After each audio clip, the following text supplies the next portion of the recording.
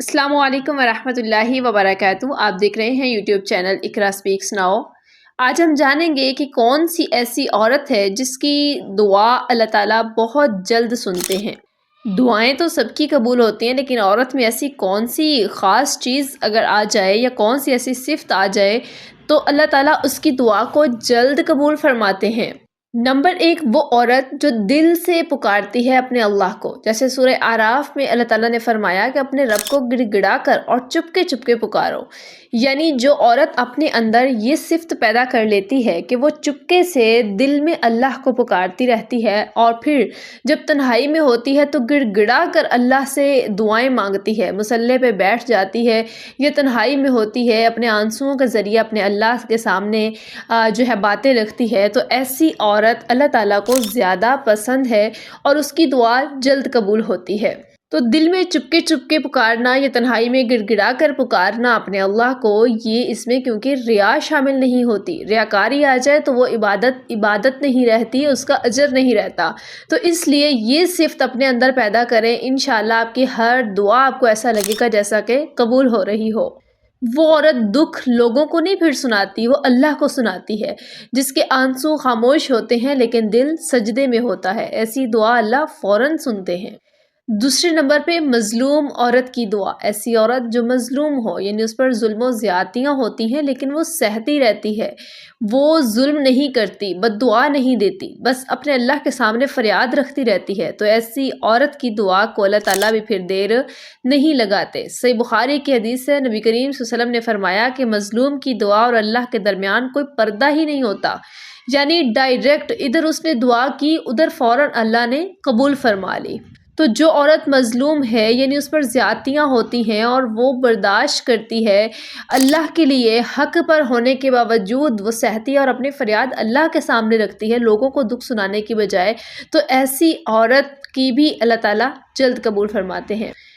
Number 3 پر صبر کرنے والی عورت۔ صبر سے مراد یہ پاکستانی صبر نہیں جس کو ہم پاکستانی صبر کہتے ہیں، یعنی جو بھی ہو رہا ہے ٹھیک ہے جی میں صبر کر رہی ہوں اللہ اجر دے گا، یہ وہ صبر نہیں ہوتا۔ صبر حق کی بنیاد پر ہوتا ہے، اللہ کے راستے میں چلتے ہوئے حق بیان کرنے کے بعد جو تکلیف آتی ہے اس کو صبر کہتے ہیں۔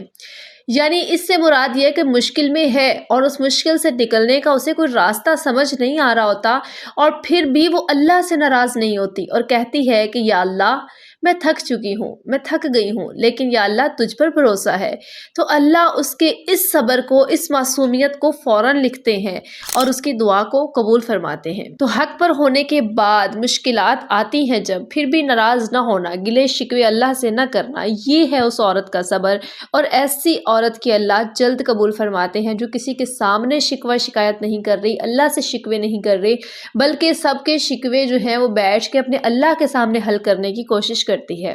نمبر 4 پہ وہ عورت جو نیت صاف رکھتی ہے، یعنی جس کی نیت صاف ہے۔ نبی کریم صلی اللہ علیہ وسلم نے فرمایا اعمال کا دار و مدار نیتوں پر ہے، اگر نیت خالص ہے، نیت صاف ہے، مخلص دل والی ہے، پھر چاہے دنیا اور زمانہ جو کچھ بھی کہے اس کو کوئی بھی گرا نہیں سکتا۔ وہ عورت بہت زیادہ اللہ کے ہاں پاورفل ہو جاتی ہے۔ وقتی طور پر اسے صاف نیتی کی وجہ سے جو بھی تکلیفیں آتی ہیں، بہتان لگتے ہیں، کچھ بھی ہو رہا ہے، لیکن اللہ جانتے ہیں کہ وہ دل کی صاف عورت ہے، اس کا اجر اللہ کے ہاں لکھا جاتا ہے۔ اور صاف نیتی ہونے کے باوجود جب وہ لوگ اس پر بہتان بازی کرتے ہیں، اس کے خلاف چلتے ہیں، سازشیں کرتے ہیں، اس کو نیچا دکھاتے ہیں، تو پھر بھی وہ اپنی نیت میں چالاکیاں نہیں لاتی بلکہ اپنی نیت کو خالص اللہ کے سامنے رکھتی ہے، تو ایسی عورت کو اللہ تعالیٰ کبھی نظر انداز نہیں کرتے۔ 5ویں نمبر پر وہ عورت جو اللہ کے فیصلے پر راضی رہنے والی ہے۔ اللہ تعالیٰ فرماتے ہیں سورۃ البینہ میں کہ اللہ ان لوگوں سے راضی ہو جاتا ہے جو اس پر راضی رہتے ہیں۔ تو اللہ پر راضی ہونے سے کیا مراد ہے؟ یعنی عورت دعا کے بعد یہی الفاظ کہتی رہے کہ یا اللہ جو بہتر ہے وہی عطا فرما۔ ایسی عورت کی دعا فوراً اللہ قبول فرماتے ہیں، کیونکہ وہ وہی چیز نہیں مانگ رہی بلکہ وہ اللہ کی رضا پر راضی ہے۔ وہ کہتی ہے کہ یا اللہ جو تجھے میرے لیے بہتر لگ رہا ہے نا، چاہے وہ میرے لیے وقتی طور پہ مشکل ہی کیوں نہیں، برا ہی کیوں نہیں، لیکن یا اللہ وہی مجھ کو عطا کر جو تیری پسند ہے۔ تو ایسی بات کو اللہ ضرور قبول فرماتے ہیں اور اس کو اس وقتی تکلیف سے بھی نجات عطا فرماتے ہیں اور اس کو بہتر سے بہترین عطا فرماتے ہیں۔ اگر آپ بھی خاموشی سے صبر کر رہی ہیں، راتوں کو آنسو بہا رہی ہیں اور پھر بھی اللہ سے ناراض نہیں ہوتی، تو یاد رکھیں اللہ آپ کو فوراً سنتا ہے، بس وہ جواب آپ کے حق میں بہترین وقت پر دیتا ہے۔ وقتی تاخیر ہو سکتی ہے لیکن اس کا مطلب یہ نہیں کہ بالکل ختم ہے۔ تو اللہ تعالیٰ سے دعا ہے کہ اللہ تعالیٰ ہماری کمزوریوں کے ساتھ ہماری دعاؤں کو قبول فرمائے اور ہمیں اپنے قرب نصیب فرما لے۔ آمین یا رب العالمین۔